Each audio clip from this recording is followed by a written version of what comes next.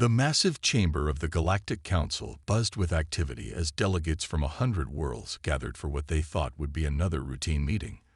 Holographic displays flickered across the dome-shaped ceiling, showing real-time data from deep space monitoring stations.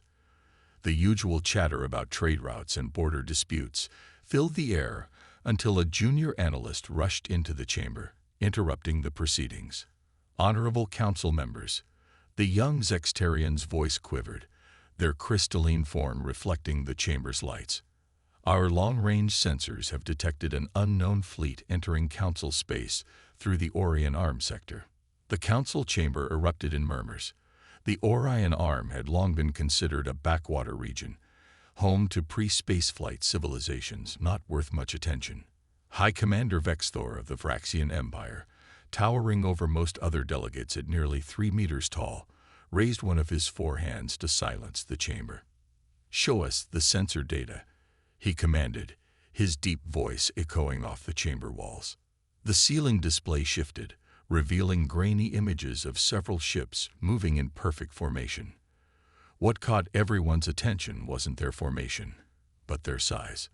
The vessels were tiny compared to the standard ships used by council races. Laughter started with the Vraxian delegation. Their massive bodies shook with amusement, making their ceremonial armor clank. Soon, other species joined in. The hive mind of Pizarra buzzed with collective mirth, while the usually stoic rockwalkers of Sigma 9 ground their stone-like faces into what passed for grins. "Are we certain these are warships?" High Commander Vexthor asked between chuckles. "They look more like escape pods that lost their way." More laughter filled the chamber. Technical data scrolled across the screens, showing the ship's dimensions. The largest vessel in the approaching fleet was barely a quarter the size of a standard Vraxian corvette, the smallest military vessel in known space. "Perhaps they are children's toys that drifted too far from home," another delegate joked, causing another wave of laughter.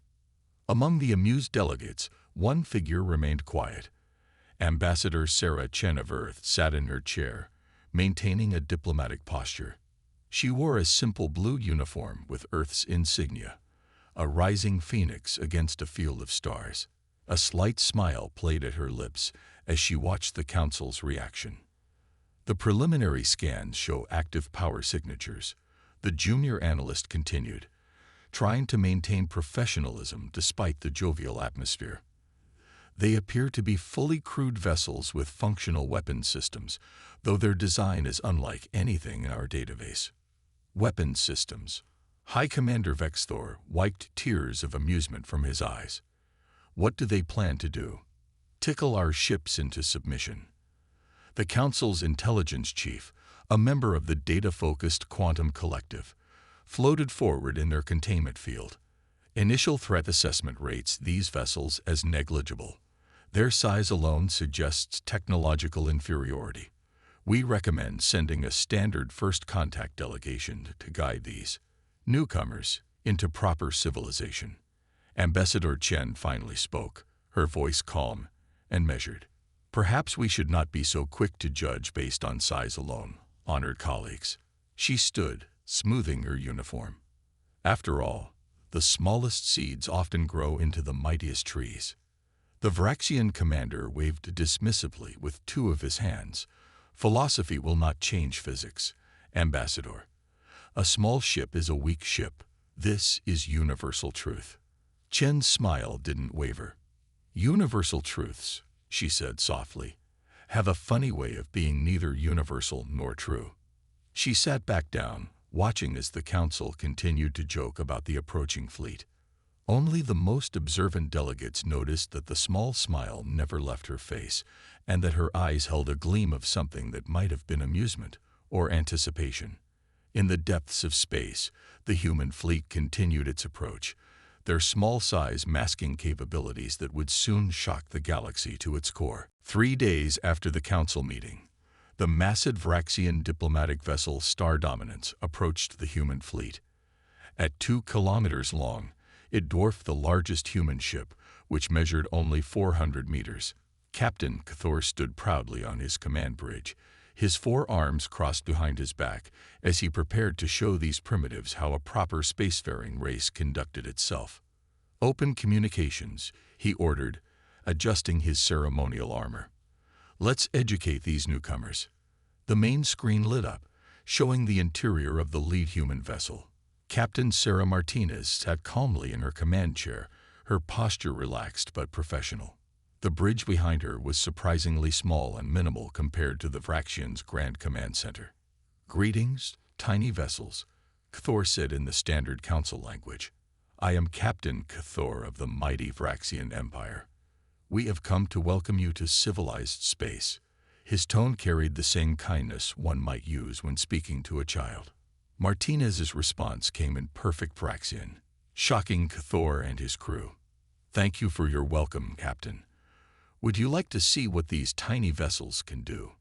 Before Cthor could respond, the human ships burst into action. His crew gasped as the smaller vessels moved in ways that seemed to ignore the laws of physics. The human ships spun, rolled, and changed direction instantly, without the gradual turning arcs that all large ships required. "Impossible," Thor's navigation officer whispered. "They're pulling 30G maneuvers without breaking apart." The human ships danced around the star dominance like swallows around a great oak tree. They moved so fast that the Vraxian tracking systems couldn't lock onto them. The massive diplomatic vessel suddenly felt slow and clumsy in comparison. Captain Martinez's voice came through again, still calm and professional. "Would you like a closer demonstration, Captain Cthor?" One of the human ships shot forward, crossing the distance between them in seconds. It stopped dead, just 50 meters from the Star Dominance's bridge. The Vraxian crew stumbled as their artificial gravity briefly flickered from the energy wake of the smaller ship's maneuver. "How?" Cthor's question died in his throat as he watched the human vessel perform a perfect spiral around his ship, moving so precisely it could have traced its name on the Star Dominance's hull. "Our ships are small by choice, Captain," Martinez explained. "With our inertial dampening technology, smaller size means greater maneuverability. Your targeting systems are designed for capital ships, aren't they? I imagine they're having trouble tracking us." Cthor checked his tactical display. She was right. Their advanced targeting computers couldn't keep up with the human ship's movements. They were simply too fast, too agile. "Perhaps," Martinez continued, her ship returning to formation with fluid grace, "we should discuss terms as equals now. Size isn't everything, after all." The Vraxian captain stood silent for a long moment. His entire understanding of space warfare had been based on the principle that bigger ships meant better ships. These humans had just proven that idea completely wrong. "Yes," he finally replied, his voice quieter now. "Let us discuss terms as equals." He paused, then added, "And I apologize for my earlier condescension." Martinez smiled. "Apology accepted, Captain. Shall we begin formal diplomatic relations?" As the two captains began their discussion, the crew of the Star Dominance couldn't help but keep watching the human vessels. The small ships maintained their position with perfect precision, their very presence now a reminder that humanity had mastered technologies that the Council races had thought impossible. In his private thoughts, Cthor realized that this day would change everything. The galaxy had just learned an important lesson. Never judge a species by the size of their ships, especially if that species was human. Word of what happened spread quickly through subspace communications. By the time both ships reported back to their superiors, everyone knew. The tiny human fleet wasn't tiny by necessity. It was tiny by design. And that design was about to revolutionize warfare across known space. The Galactic Council's Technology Assessment Chamber was in chaos. Chief Engineer Ziltak of the Quantum Collective stared at the holographic displays with all three of his eye stalks twitching, a sign of extreme agitation among his species. The data from the human ships simply didn't make sense. "Run the analysis again," he ordered his team. "These readings cannot be correct." But they were correct, and each new scan only confirmed what the humans had somehow achieved. On the central platform, a hologram showed the internal structure of a human vessel next to a standard council ship of similar role. The difference was striking. "It's so simple, yet so brilliant," muttered Dr. Xara, a Centaurian scientist, her feathers changing colors with excitement. They didn't try to overcome the inertial problems of large ships. They simply made the ships smaller. The chamber was filled with the greatest engineering minds from 30 different species. They had gathered to understand how humanity had achieved what they had long thought impossible. Floating screens showed technical readouts, design specifications, and performance data from the recent encounter with the Vraxian diplomatic vessel. Ambassador Chen stood quietly at the back of the chamber, watching the aliens try to understand human engineering. She had been invited to observe but not to comment. "At least, not yet. Look at their inertial dampening system," said Rix9, a mechanical being from the Silicon worlds. "They're not just compensating for acceleration forces, they're actively using them. The smaller the ship, the more effective the system becomes." Another engineer, a floating gas cloud being, pulsed with different colors as it spoke. "Their power-to-mass ratio is incredible. A ship that small can divert almost all its energy to maneuvers or weapons because it requires so little power for basic operations." The data kept revealing more surprises. The human ships could accelerate from full stop to near light speed in seconds.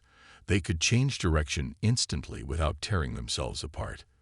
Their weapon systems, while not more powerful than Council standards, could be aimed and fired with pinpoint accuracy thanks to their superior maneuverability. "But why didn't we think of this?" asked a young Vraxian engineer, his voice filled with frustration. "We kept building bigger ships, thinking that was the answer." Dr. Xara's feathers turned a deep blue of understanding. "Because we were trapped by our own assumptions. We all thought that bigger meant better. We never questioned it. But humans," she gestured at the hologram, "they asked a different question entirely." Finally, Chief Engineer Ziltak turned to Ambassador Chen. "Would you care to explain how humanity came to this solution when every other race went the opposite direction?" Chen stepped forward, her smile gentle but proud. "On Earth, we have a saying: work smarter, not harder. When our engineers first tackled the problems of space combat, they didn't start with existing designs. They started with physics itself." She walked to the hologram and pointed to various systems. "We ask ourselves, what are the fundamental limitations of space warfare?" The answer wasn't about size or power. It was about movement. A ship that can't be hit is more valuable than a ship that can take hits. The chamber fell silent as the implications sank in. Humanity hadn't just built better ships. They had completely changed how ships should be built. "But this will change everything," whispered the Vraxian engineer. "Every fleet in known space will need to be redesigned." Chen nodded. "Change is the only constant in the universe.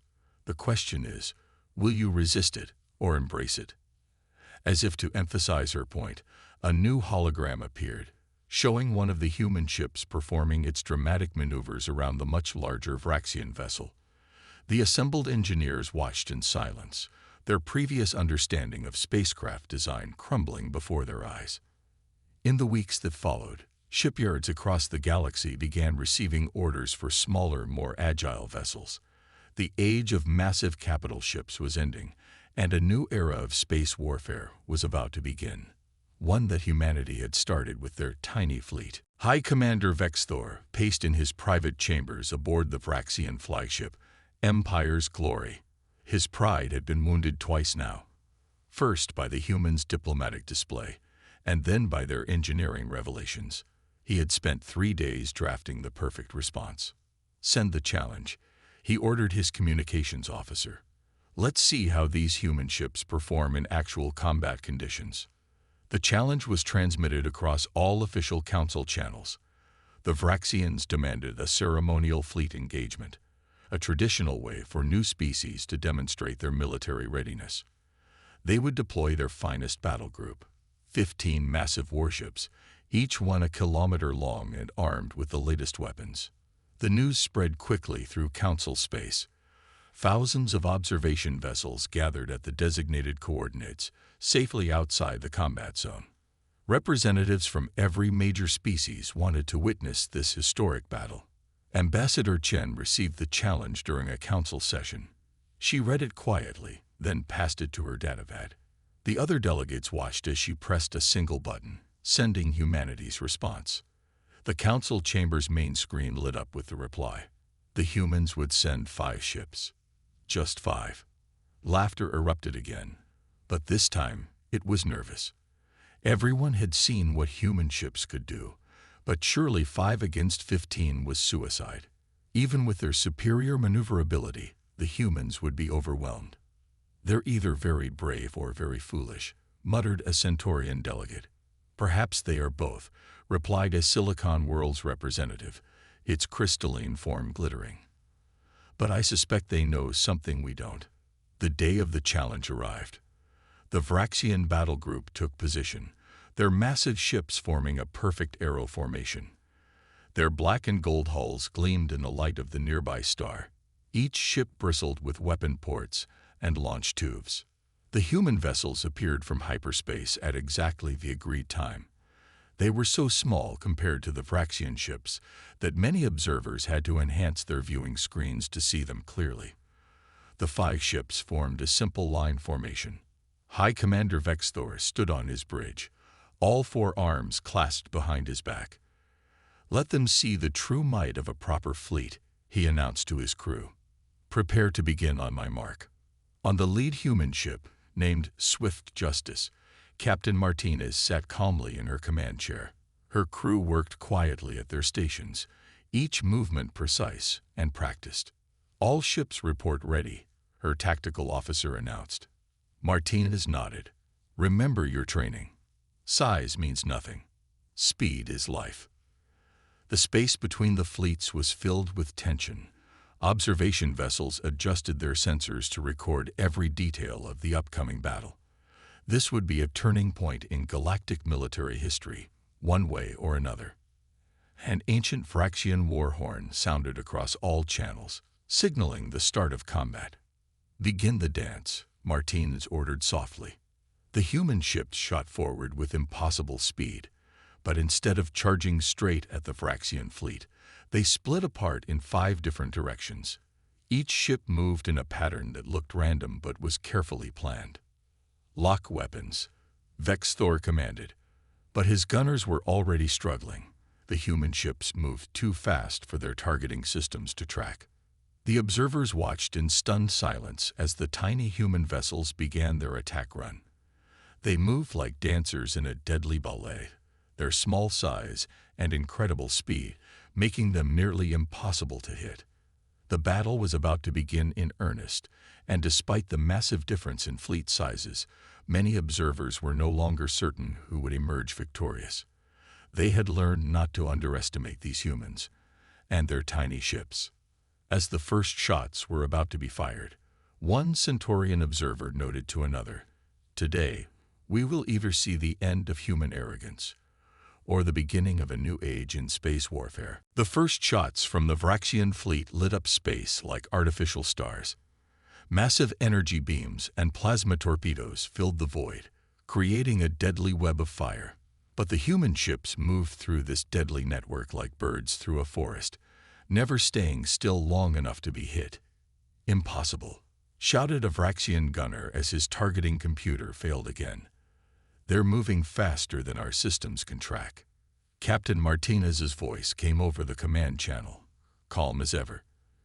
"You fight like you build ships, Commander Vexthor, always assuming bigger is better." The human ships, officially classified as Swallow class, proved why they deserved their name. They darted and swooped through space with impossible grace. Each moved in patterns that looked chaotic, but were precisely calculated to confuse enemy targeting systems. On his flagship's bridge, Vexthor watched in growing frustration as another barrage of weapons fire missed completely. His mighty fleet, pride of the Vraxian Empire, couldn't land a single solid hit on these tiny targets. "Switch to spread fire pattern," he ordered. fill space with so many shots they can't dodge them all. But the humans had expected this. As the Vraxian ships launched their widespread attack, the 5 human vessels split into their practiced formations. 2 ships dove down relative to the battle plane, while 2 shot up. The lead ship, Swift Justice, charged straight ahead. The observation vessel's crews watched in amazement. "They're not just avoiding shots," noted a Centaurian scientist. "They're making the Vraxians waste energy and overheat their weapons." She was right. The massive Vraxian ships were designed for firing powerful shots at other large vessels. Trying to hit the agile human ships forced them to fire rapidly, straining their cooling systems. Now, Martinez commanded, "Show them what swallows can do." The human ships struck like lightning. They targeted specific points on the Vraxian vessels: weapons arrays, sensor nodes, and shield generators. Their smaller weapons didn't need to penetrate the thick armor of the larger ships. Instead, they disabled external systems with surgical precision. "Port side weapons are offline," reported a Vraxian officer. "Starboard sensors failing. Shield generator 3 is not responding." One by one, the mighty Vraxian warships found themselves partially blind and unable to fight effectively. The human ships moved too fast to track, struck too precisely to stop, and never stayed still long enough to be hit. A Silicon Worlds observer transmitted an analysis. "The humans aren't trying to destroy the Vraxian ships. They're systematically disabling them without causing major damage or casualties." This realization spread through the watching crowd. The humans weren't just winning. They were showing mercy. They could have targeted more vital systems, could have caused catastrophic damage. Instead, they chose to demonstrate their superiority while minimizing harm. After 20 minutes of combat, 10 of the 15 Vraxian ships had lost most of their combat capabilities. The remaining 5, including Vexthor's flagship, could still fight but couldn't coordinate effectively with their sensors' damage. The human ships regrouped in a perfect formation in front of the Vraxian fleet. Not one of them showed any damage. They hadn't been hit once. Captain Martinez opened a channel to all ships. "I believe this demonstration is complete, Commander. Would you like to continue, or shall we end this now?" The watching observers held their breath. Vraxians were known for fighting to the bitter end. But Vexthor had seen enough. "We yield the field," he announced, his voice carrying a mix of humiliation and respect. "The victory is yours." The human ships maintained their formation, weapons still ready but not firing. They had won without destroying a single ship or taking a single life. They had proven that skill, strategy, and precision could overcome brute force. As the battle ended, a message spread through the observation fleet. The age of the giant warships was truly over. The future belonged to those who could adapt to this new way of warfare, a way that humans had mastered while everyone else was still building bigger ships. The aftermath of the battle brought an even greater surprise than the combat itself. As the disabled Vraxian ships drifted in space, their crews expecting the worst, the 5 human vessels began a new kind of demonstration. Captain Martinez's voice broadcasted across all frequencies. "Now let us show you what these ships were really designed for." The Swift Justice approached the nearest damaged Vraxian vessel. Instead of weapons, it extended small repair drones, each no bigger than a human hand. These tiny machines swarmed over the damaged systems, fixing what they had so precisely disabled just minutes before. "They're repairing our ships," a Vraxian engineer asked in disbelief, watching through a viewport as the drones worked. On his bridge, Commander Vexthor received a full report. The human repair systems were as advanced as their combat capabilities. The drones worked with incredible speed and precision, restoring weapons, sensors, and shields to full operation. "Your ships," Martins explained as the repairs continued, "are too valuable to destroy, and your crews too honorable to kill. We disabled them because we could. We're fixing them to show you why we build our ships this way." The observation vessels moved closer, their sensors recording everything. The human ships demonstrated incredible control at close range, maneuvering within meters of the massive Vraxian vessels without a single error. A Centaurian observer transmitted a fascinating discovery. The human ship's small size doesn't just make them better at fighting. It makes them perfect for rescue and repair operations. They can reach places larger ships can't. The truth of this observation became clear as the human vessels worked. Their maneuverability wasn't just for combat. It allowed them to serve as superior rescue and repair ships. They could respond to emergencies faster, reach damaged ships more easily, and perform precise operations in tight spaces. Our ships are not weapons first, Martinez continued, her voice carrying across space. They are tools of civilization. Today, we use them to disable your fleet. Tomorrow, we might use them to save your ships from a natural disaster. Size means nothing. Purpose means everything. As if to prove her point, one of the human ships demonstrated an emergency docking maneuver with a Vraxian vessel. It matched the larger ship's rotation perfectly and connected without a single scratch, a feat that would have been impossible for larger rescue ships. Commander Vexthor stood silent on his bridge, watching as system after system came back online. The humans could have destroyed his fleet. Instead, they had chosen to teach a lesson about the true meaning of advanced technology. "You know," he finally said, speaking to Martinez over a private channel, "when we first saw your small ships, we thought you were primitives. Now I understand.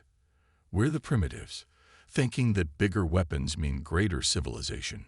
Martinez's reply was kind but firm. "Not primitives, Commander. Just people who needed to look at space travel differently. Remember, the same ships that disabled your fleet just fixed it. That's not primitive. That's progress." Within 2 hours, all 15 Vraxian ships were fully operational again. The human repair drones had fixed every system they had disabled, leaving the ships in better condition than before the battle. As the human fleet prepared to depart, they formed a new formation, a 5-pointed star around the Vraxian flagship. It was both a farewell gesture and a reminder. These small ships could be either the most dangerous enemies or the most valuable allies. "Until we meet again," Martinez transmitted her final message. "Next time, hopefully, it will be for joint exercises rather than combat." The 5 human ships vanished into hyperspace, leaving behind a fleet of restored Vraxian vessels and a profound lesson about the relationship between size, power, and purpose. The age of giant warships wasn't just ending. It was being replaced by something far more sophisticated. Ships that could both fight and heal, destroy and repair, all with the same incredible precision. 3 months after the historic battle, the Galactic Council chamber looked very different. Where once the Vraxian delegation had dominated the space with their massive forms and booming voices, now they sat quietly, listening as Ambassador Chen addressed the council. "The human approach to shipbuilding has always been about more than just warfare," she explained, standing at the center of the chamber. "Today, I am pleased to announce that Earth will share its ship design technology with all council races." The announcement caused excited whispers throughout the chamber. On the massive displays above, images showed the first joint human-alien shipyard. Smaller vessels of various designs were under construction, each incorporating human engineering principles. Commander Vexthor, now serving as the Vraxian ambassador for human relations, stepped forward. "My people were the first to mock the human ships," he admitted, his voice carrying across the chamber. "We were also the first to learn their true value. Last week, a human Swallow-class vessel saved 300 of my people from a mining disaster.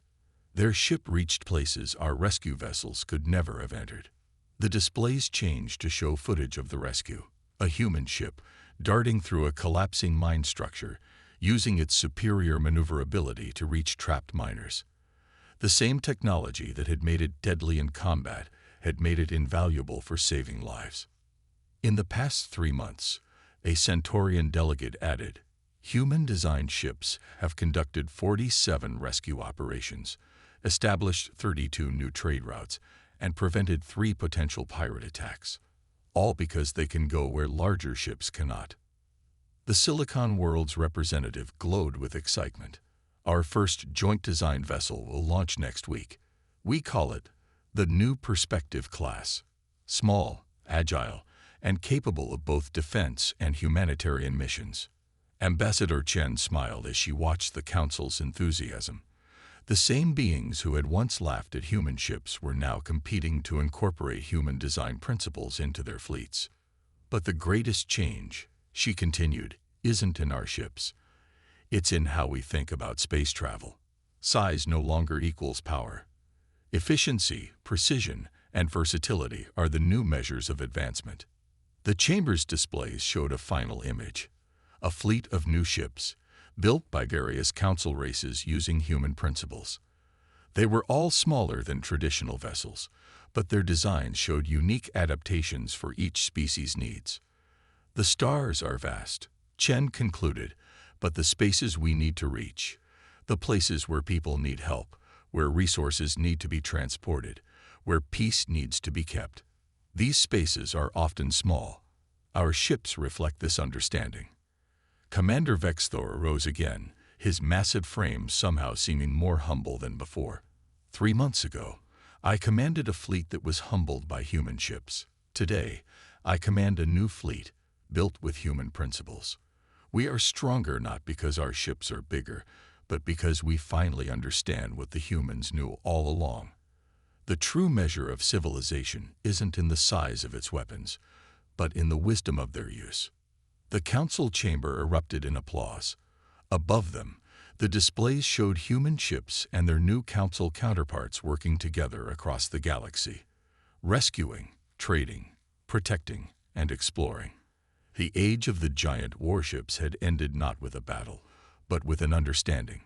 Humanity had taught the galaxy that true power came not from size or strength, but from innovation, efficiency, and the wisdom to use technology for the benefit of all. As Ambassador Chen returned to her seat, she smiled at the memory of that first council meeting, when they had all laughed at the tiny fleet. Now they understood what humans had known all along. In the vastness of space, sometimes the smallest ships could make the biggest difference. The galaxy would never be the same, and that was exactly what humanity had hoped for all along.